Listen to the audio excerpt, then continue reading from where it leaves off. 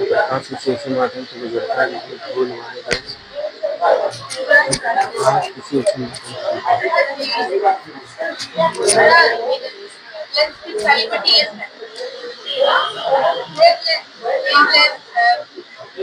अच्छा यह नहीं लिखिए।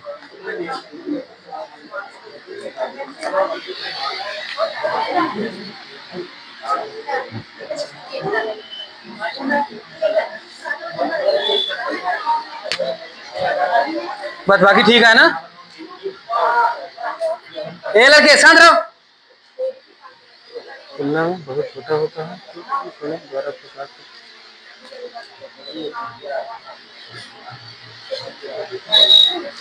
चलो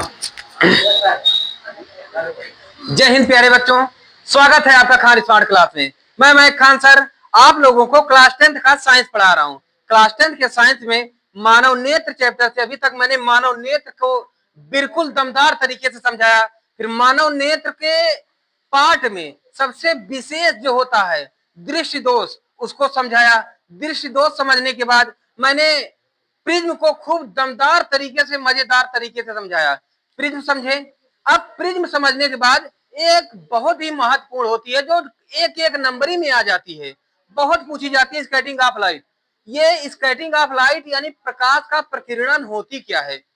देखो, हम सबसे पहले हर एक हेडिंग को अगर हम अपने देसी भाषा में या देहाती भाषा में समझे तो ज्यादा समझ में आ जाएगी। चाहे हम सीबीएसई बोर्ड के हों, चाहे यूपी बोर्ड के हों, इंग्लिश मीडियम के हो या जिस भी बोर्ड के हों, हमें समझना बहुत जरूरी होता है। बाकी इंग्लिश में तो आप उसे तैयार ही कर लोगे, समझना बहुत जरूरी होता है। अब समझने के लिए क्या, देखिए सबसे पहले स्कैटरिंग ऑफ लाइट। देखो, अगर हम कहीं कभी कभी अपने जीरो लेवल की भाषा से समझे तो कहते हैं यार कहाँ स्कैट कर रहे हो तुम, कहाँ फैल रहे हो, इतना ज्यादा चौड़िया रहे हो, है ना। हम देहाती भाषा में ज्यादातर प्रयोग कभी ना कभी करते हैं, बहुत चौड़िया रहे, स्कैट कर रहे हो, है ना। तो कहीं ना कहीं इसका मतलब फैलाव से है ना, कहीं ना कहीं फसल रहा है, फिसल रहा है वही। तो ये फिसलने से या कहीं फैलने से हो जा रहा है ना। तो यह कौन फिसल रहा है, कौन फैल रहा है। अब ये जो फैलाव क्या होता है, फैलाव से हमारा हो गया, देखिए जब कोई कण, जैसे बहुत छोटा सा कण, बहुत छोटा छोटा कण का होगा, ये जो गैस का कण है ना, बहुत छोटा छोटा होता है, धूल का कण है ना। ये हम ले लें, अगर धूल के कण को एक हम अपनी हथेली पर ले लें, पहली बात एक कण हम ले ही नहीं सकते, कैसे लेंगे हम एक कण, एक कण, there is no impossible, exist ही नहीं करेगा, कौनो ले ही नहीं पाएगा एक कण को। भाई एक कण कैसे ले लोगे, ट्राई अगेन, ट्राई करो, एक कण निकालो, एक कण, है ना। तो ये एक कण संभव नहीं, तो ऐसे छोटे कण, जब किसी अति सूक्ष्म कण को जब ये जाकर प्रकाश में मिलता है ना, तो उन प्रकाश को फिर फैला देता है, चारों ओर फैला देता है। तो यही जो चारों ओर फैल जाती है प्रकाश की किरण, ये प्रकाश, तो इसी फैलने की क्रिया को हम स्कैटरिंग कहते हैं, है ना। यही जीरो लेवल की बात मैं लिख दिया हूं क्या, कि प्रकाश का प्रकीर्णन, ये क्या होता है, जब प्रकाश किसी ऐसे माध्यम से गुजरता है। अब प्रकाश किसी ऐसे माध्यम से, देखो जैसे यहां पर कोई तो माध्यम होगा, है ना, यहां पर कोई माध्यम होगा। जैसे माध्यम क्या है, एक सिंपल सी बात मान लो, अभी हो सकता है हम छत पे चले चले तो वहां पर गर्मी कम लगेगी, है ना। यहाँ पर है, यहाँ पर गर्मी अधिक लग रही है, यहाँ का माध्यम अलग है, ऊपर का माध्यम अलग हो जाएगा, है ना। तो अब यहाँ पर जो प्रकाश के फैलने की लाइट जल रही है ना, इसका प्रकाश फैल रहा है ना।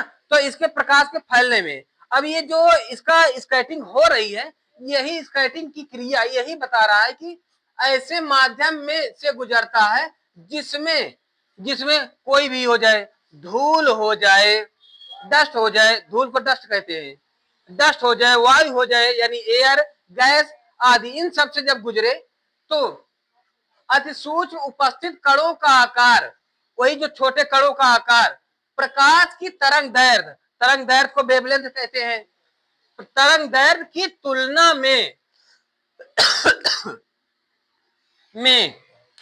बहुत छोटा हो तो उन कणों द्वारा प्रकाश का कुछ भाग, इन कणों द्वारा प्रकाश का कुछ भाग सभी दिशाओं में फैल जाता है, फिर सभी दिशाओं में फैल जाएगा, है ना। इसी प्रक्रिया के जो फैल रही है, मैंने स्कैटरिंग को शुरू में समझाया ना। देखो स्कैटरिंग कभी आ जाए ना बेटवा, तो ये दिमाग में इतना कॉन्सेप्ट रहे आपको कि फैलाव हो रहा है। क्या फैलाव हो रहा है कि जब ये छोटे छोटे कण, ये अति सूक्ष्म उपस्थित कणों का आकार प्रकाश की तरंग दैर्ध्य की तुलना में बहुत छोटा होता है, प्रकाश की तरंग दैर्ध्य की तुलना में बहुत छोटा हो जाए, कौन, ये धूल या इनके कण, है ना, ये जो कण है, तब उन कणों द्वारा, अब ये जो कण छोटे हो गए, उन कणों द्वारा प्रकाश का कुछ भाग इन कणों द्वारा अब जाकर इसी प्रकाश के कणों में जाकर मिल जाएगा, तो यही फैल जाता है, ठीक है ना। यही फैलने की क्रिया हमारी स्कैटरिंग ऑफ लाइट हो गई। इट इज राइट, क्लियर है ना। ये लिख दिया हूं कि the reflection of light from an object in all directions, है ना, is called scattering of light. Clear, but note ध्यान दो, the colour of scattered light depend on the size of scattering particles and wavelength of light. लेकिन भैया जरूरी है कि इनके कण छोटे रहें, ये जरूरी है ना, समझ गए इस बात को। अब फिर इसके बाद लॉर्ड रेले साहब ने क्या कहा था कि जब प्रकाश की तीव्रता जो है, इंटेंसिटी मतलब ये होता है कि जिसे तीव्रता, अब कहते नहीं कि ए भैया कि कोई कहता है कितनी तीव्रता से तुम अपनी गाड़ी भगाए, ये जो स्पीड होती है ना, यही तीव्रता है, यही इंटेंसिटी है ना। यही कितनी तीव्रता से तुम यार अपनी गाड़ी को पकड़े या कोई चीज बड़ी तेजी में झर से मारे, है ना, यही जो हम झर से किए ना, यही है हमारी इंटेंसिटी। क्लियर है ना। तीव्रता का मतलब गति से है, यही जिसको हम आंकड़ा, हम उसका इसे कहते नहीं।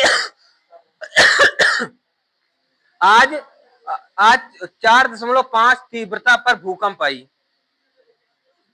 कहते हैं ना, आज भूकंप की तीव्रता 4.5 थी या 78.5 थी, ये बोला जाता है ना। तीव्रता वहां, मतलब ये तीव्रता एक नापने का यंत्र है ना, गति के नापने का यंत्र तीव्रता, ठीक है ना। जैसे बहुत तेज, देखो बैठे थे भैया, जल्दी जल्दी हमारी घरवा हिलने लगी, तो तीव्रता का मतलब ये गति नापने का यंत्र है। जब तीव्रता, लॉर्ड रेले साहब ने क्या कहा था कि प्रकाश की तीव्रता आई, प्रकाश की तीव्रता, ध्यान देना, प्रकाश की तीव्रता प्रकाश के तरंग दैर्ध्य लेमडा, है ना, प्रकाश की तीव्रता प्रकाश के तरंग दैर्ध्य लेमडा के चतुर्थ घात के व्युत्क्रमानुपाती होता है। The intensity of light is indirectly proportional to the fourth power of wavelength. फिर से समझो बेटवा, आधा पढ़ा लेकिन दमदार पढ़ा, ध्यान दे रहा, फिर से समझ लिया, एक बार हिंदी समझ लिया। आई का हुआ प्रकाश की तीव्रता, ध्यान से समझोगे तभी। आई क्या है, प्रकाश की तीव्रता, इंटेंसिटी ऑफ लाइट, प्रकाश की तीव्रता प्रकाश के तरंग दैर्ध्य के चतुर्थ घात के व्युत्क्रमानुपाती होता है। The intensity of light is indirectly proportional to the fourth power of wavelength. Fourth power of wavelength are called scattering of light. Clear, समझ गए। देखो कुछ नहीं, जरा सा भी दिक्कत नहीं है भैया। आप आई को जानते ही हो, क्या है आई, क्या है, हाँ इंग्लिश वाले, आई क्या है? Intensity of light. और लेमडा क्या है? वेवलेंथ, है ना। तो the intensity of light is indirectly proportional to the force power of wavelength are called scattering of light। Simple, कहीं रट्टा मारने की जरूरत पड़ी है ना। बस ये हम दिखा दे रहे हैं where lambda equal, oh sorry पहले आई लिखे, where I इक्वल प्रकाश की तीव्रता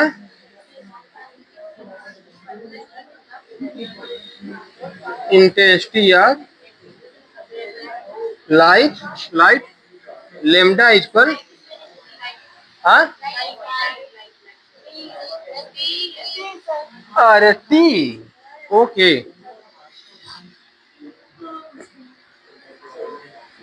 प्रकाश का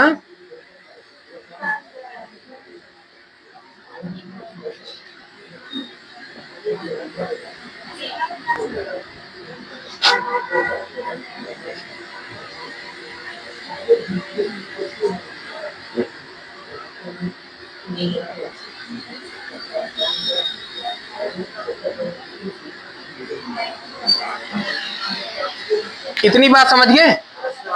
किसी को रट्टा मारने की जरूरत पड़ेगी? हाँ, यही भैया, ये लॉर्ड रेले के अनुसार, या कई बार क्लास 10th में ऑब्जेक्टिव में आया है कि निम्नलिखित में से लॉर्ड रेले का समीकरण कौन सा होता है? कौन सा होता है? I equal 1 upon, oh sorry, I proportional 1 upon lambda की पावर 4। ध्यान देना, है ना। The intensity of light is indirectly proportional to the fourth power of wavelength. Clear, समझ गए?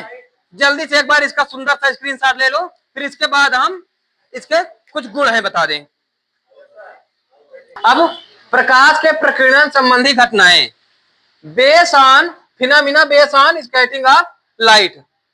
अब प्रकाश की प्रकीर्णन जो होता है ये किस पर इसका निर्भर होता है, इनकी घटनाएं कहां कहां होती हैं, इसको, जिससे पहली बात ये आपके बोर्ड एग्जाम की दृष्टि से ये बहुत इंपॉर्टेंट नहीं है, बट कोई कोई कभी कभी पूछ लेता है कि ये इनकी घटनाएं कहां कहां होती हैं, कैसे होती हैं।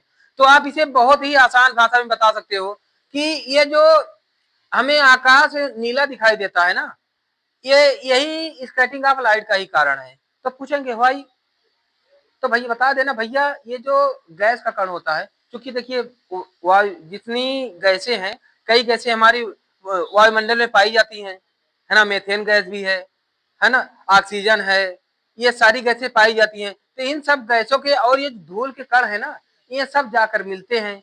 इन सब के मिलने के कारण ये सब परमाणु, भाई परमाणु भी उपस्थित होता है, इन्हीं सब के कारण ही हमारा नीला दिखाई पड़ता है। तो ये सब क्रियाएं होती हैं, है ना। इसका तो आप सिंपल से बता सकते हो ये स्कैटरिंग ऑफ लाइट के ही कारण होता है, ठीक है ना। यही सब जाकर भाई जब जाकर मिली तभी फैली है ना प्रकाश की किरण, है ना। इसको स्कैटरिंग ऑफ लाइट में समझा दिया तभी तो फैली है। तो ये इसी के कारण ही हमें दिखाई देता है ये नीला। और ये टिंडल प्रभाव, टिंडल प्रभाव क्या होता है? आप देखो, देखो कोई हॉरर मूवी देखो, हॉरर मूवी में तो उसमें दिखाते हैं जंगलों में सुबह होती है ना, तो जब प्रकाश की किरण निकलती है तो फैली फैली कुछ ऐसी निकलती दिखाई देती है ना। यही एक कोलाइडी के कारण होता है, कोलाइड के कारण, है ना। कोलाइड 11th में पढ़े होगे आप, तो ये उन्हीं के कारण होता है, इसी को कहते हैं टिंडल प्रभाव। समझ गए? या इसको नहीं समझ रहे हो? एक कमरा बंद करना, अब बंद करने के बाद उसमें धुआं फैला देना, धुआं धुआं हो जाए, पूरा रूम धुआं धुआं, है ना, धुआं धुआं। अब उसी रूम में कोई एक छोटा सा छिद्र हो जहां से प्रकाश आ रही हो, तो अब जो आपको एकदम साफ रास्ता प्रकाश की दिखाई पड़ेगी, कणों की, ये जो प्रकाश का कण एकदम साफ दिखाई दे रही है ना, यही है टिंडल प्रभाव, है ना। टिंडल प्रभाव के कारण ही है। ये टिंडल प्रभाव में ही बता दिया गया है। ठीक है ना। अब यही टिंडल का प्रभाव, आकाश का नीला होना, बादलों का श्वेत दिखाई देना, खतरे का संकेत लाल होना, इन्हीं सब के कारण ये होता है। ठीक है ना। तो इस बात को आप पूरी तरीके से समझ गए हो। अब प्रकाश का यानी नेत्र संबंधित क्लास 10 का चैप्टर ये कंप्लीट हो चुका है। कल से हमारा नया चैप्टर, अभी पहले इससे संबंधित लगभग 15-20 बहुत ही महत्वपूर्ण क्वेश्चंस हैं, जिसको मैं अगली वीडियो में करा के आपको बताऊंगा, समझाऊंगा। तब तक के लिए देखते रहिए खान स्मार्ट क्लास, हर सुबह शाम 6 बजे, सिर्फ और सिर्फ यूट्यूब पर। जय हिंद।